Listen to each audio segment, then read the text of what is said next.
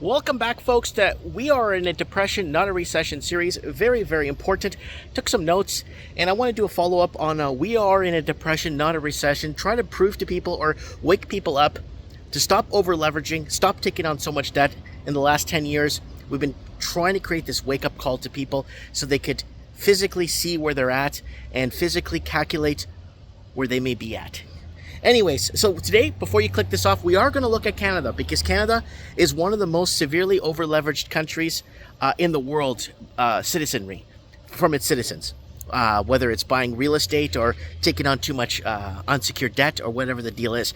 Then followed by Australia, closely followed by Australia.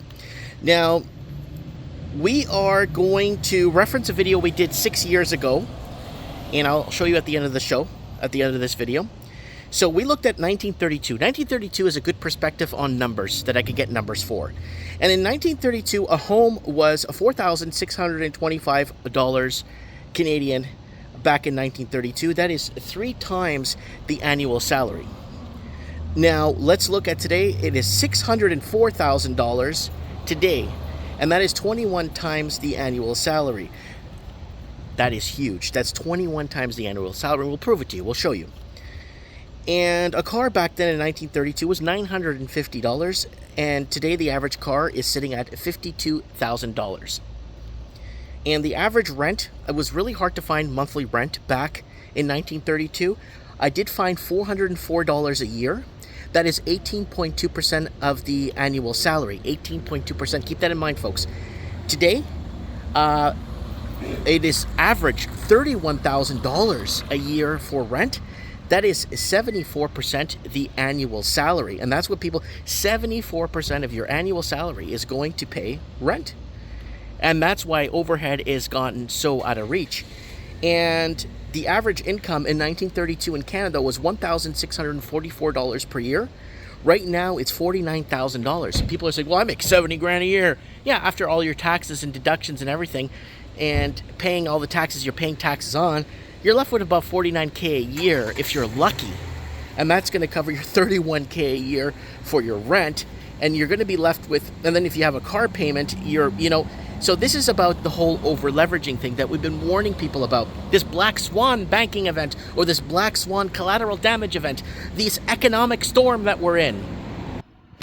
So we are referencing this video right here that we did because this gives you a better in-depth perspective. Mike in the night, why am I always broke? Wages not keeping up with inflation, shrinkflation, 6 years, 9 months ago. Check that one out if you want to get a better perspective on what I'm talking about. And if you thought I was joking, well, this is what you need to buy a condo. Toronto's well-paid tech workers need 24 years to save a condo down payment. That is a condo down payment, folks. And there it is right there from our friends at Better Dwelling. When was this? We were reporting on this, and we made an independent video on this on July 28, 2017. We're already warning people. And again, it led to this mass exodus and brain drain that we've been talking about for over a decade now. Nurses leaving, everyone leaving, middle class can't afford their own cities that they were born and raised and educated in. And this is something we've been very vocal about. So what is the end game, folks? This end game of doing all this all these years was warning people to check their total debt service ratio, their CGS, make sure their unsecured debts is within line. Brace for rate hikes. We've been warning about rate hikes forever. Brace for rate hikes, and that is where we're at right now, where people are now starting to come to their senses, or the rude awakening we've been talking about for years now. That people are going to wake up to a rude awakening, and they're going to understand, they're going to force themselves to understand their financial situations and how they got into these situations. And now we're there now, folks. And the amount of emails I'm getting in from people from all these years now are starting to pile up and mount up. And this is it, folks. This is where we're at. We are in a depression. We've been in a depression pretty much, I think, since 2014. And they had to mask it. They're now starting to say we are in a recession. We've been past recession periods years ago. Canada itself has basically worked on building its GDP and its economy off of housing and selling to foreign investing and leaving a bunch of homes empty across Canada, creating artificial shortages. And that's where we're at right now, folks. And let's see what happens going forward.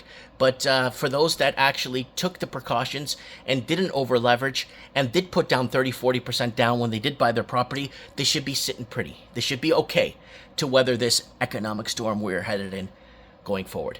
Mike Martin's here. Let me know what you guys think in the comments below. I have spoken.